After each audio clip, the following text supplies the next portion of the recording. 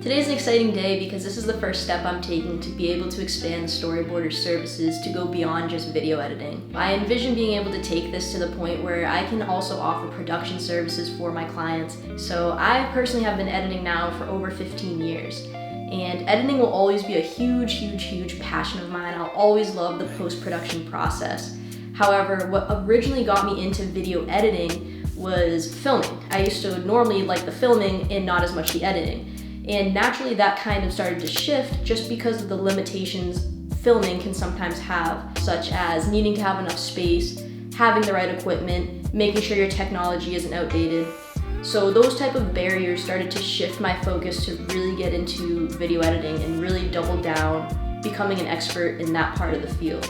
However, there have been so many times where I have thought back to my time filming and I had really missed that element of the creative process, because sometimes I have these crazy ideas that I would love to do in post for my clients, and sometimes you can be limited by the footage that they have available.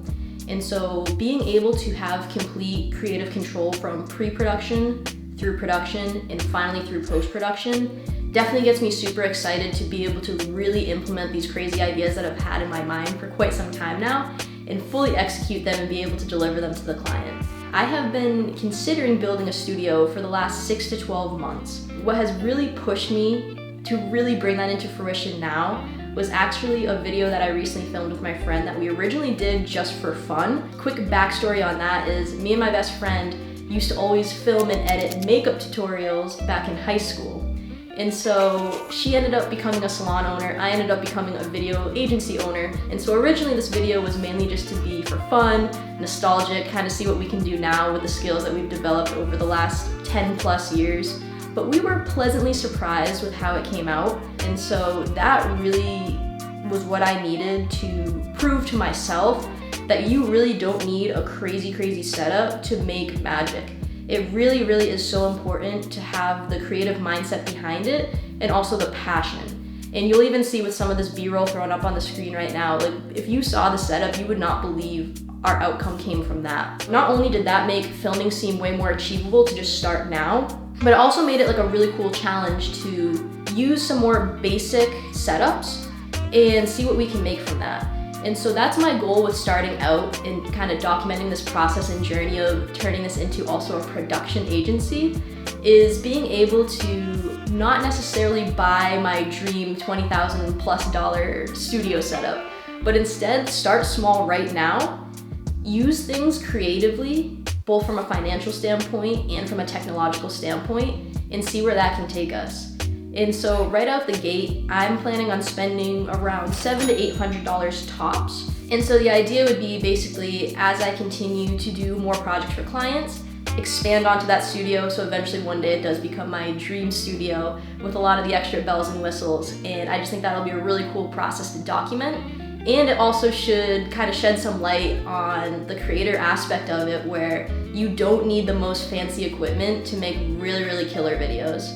So I'll run you through kind of the first steps that I'm thinking of doing for my studio personally. The first thing that I feel like is a must is to get a nice backdrop. I'm gonna go with the one by Impact. I've heard a lot of good things about this.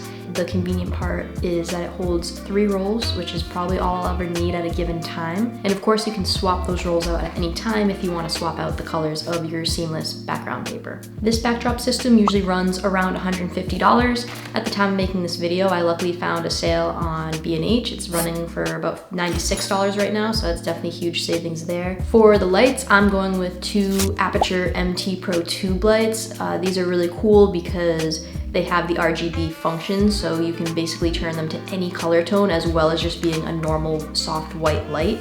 I currently have right now an Aperture MC light, so I'm thinking using that little light as a backlight and then having the 2 tube lights, I can basically get a pretty solid 3-point lighting system by having my key, fill, and backlight. And then I'm grabbing the lights from eBay. they have a pretty good sale where basically the more you buy, the more you save. So since I need 2, they have it discounted for $164.90 each, versus before I think just one light was $199. So definitely the way to go, especially if you need more than one. They're also really solid because they're magnetic, so you can mount them anywhere. So they're very versatile, and I'm excited to add these to my kit. And then this leads directly into the next piece of the puzzle. I'm going to be grabbing some of the Savage seamless paper backdrops to go with the mounting system. In terms of colors, I'm just gonna grab 2 for now because I feel like I can do a lot with a little. I definitely wanna get the tech green because this will allow for easy chroma keying and green screening, which essentially I can then turn any background into any color that I need.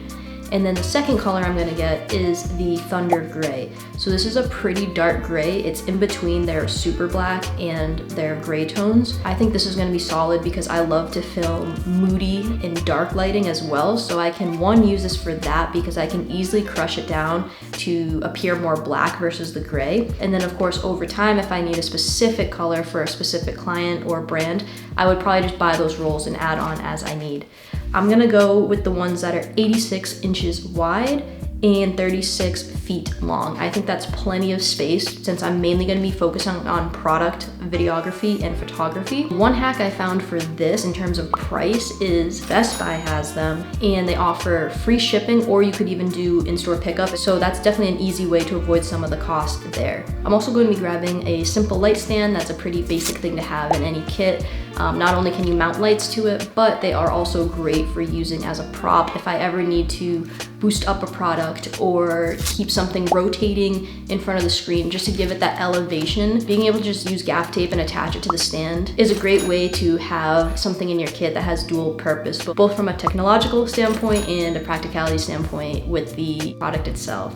I'm also going to be grabbing about 5 spring clamps, the 2-inch ones. These are very handy for the background paper. They're also super helpful just to have around for other parts of the set if you ever needed to clip your bounce to a light stand or a stool, something to help keep that elevated. You can use those clamps for almost anything. On the topic of bounce boards as well, I'm just gonna be using super cheap foam board or foam cord in black and white. I'm gonna get a couple of each, and I'm just gonna get 20 inches by 30 inches. That should be plenty. And basically what I'll use those for is if I ever need to use them as either a cutter or a bounce, so that way my lighting can be more even or more moody depending on what I'm going for.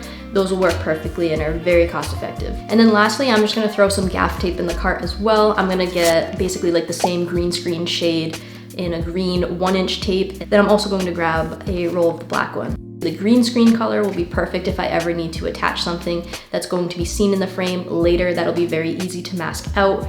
Or I can also just use the black one for general purpose for holding products down, keeping things steady. Gaff tape just has so many uses that it absolutely is something that I have to add to the kit.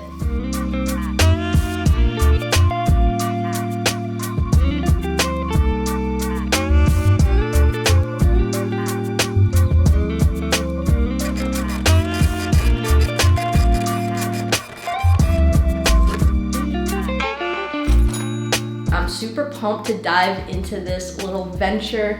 I think it's gonna be awesome to just learn as we go, see what works, what doesn't, and slowly upgrade the studio to become a dream studio. So I hope you guys think that this is gonna be fun to follow along as well. Definitely let me know. And I'm pumped to just get this installed, set up, and we'll just dive right into the first product video. So stay tuned for that.